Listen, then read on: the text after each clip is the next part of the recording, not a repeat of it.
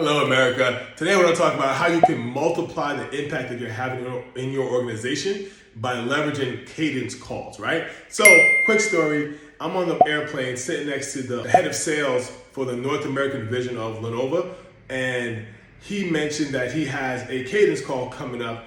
I'm a very chatty person. I'm always curious. I'm always looking at like, hey, who's this person? What can I learn from them? How can I get better? And I heard an amazing quote that always assume that someone is better than you at something. Every person you meet is going to be better than you at something. And if you're on an airplane, on a train, or whatever it may be, with a stranger, it's a great opportunity to learn a new skill or learn something that you didn't already know. So always try to find those learning moments, right? But let's get back to the main topic, how you can multiply the impact you're having in your organization as it grows. So being an entrepreneur, you might start off with yourself or just a single team member or employee. And as you grow, as you get better, you're gonna find the need to have multiple employees, multiple team members, right? So you're gonna notice as your business grows, your time shrinks, right? Your business is gonna grow and expand, but your time is gonna get more and more confirmed because there's only 24 hours in a day.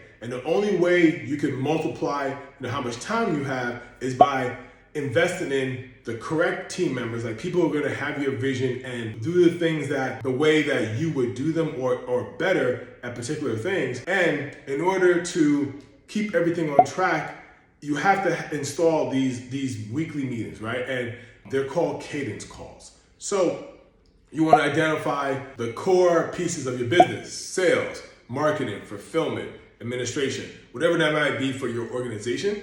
And you want to put different leaders in there over time. You don't have to do this all right away. You're going to be wearing most of those hats at the beginning, but then you can give that division or that department to someone that's earned or you bring in to handle that. So now it's like, how can you still have the impact while removing yourself to still have time to do all these other things and it's still being done in a way that you like it done? So having a weekly cadence call with that leader, and you want to structure it where it is, you go over the newspaper highlights, right? Hey, what are the key things that happened this week or last week? The next thing you want to focus on is, what is this week's goal, right? And then what is last week's goal? And well, I'll probably flip those. So it was like, hey, what was last week's goal and how do we did towards that goal? And is there anything that you need help with or I can change to help you, I can do them? All right, so newspaper headlines, 1. Last week's KPIs, how do we do towards it? 2. Number 3, anything that you need my help with. And number 4, this week's KPIs and how are we going to accomplish it, right? So KPI is a goal. So make sure there's goals being set each week. And you're talking about, okay, did we hit that goal?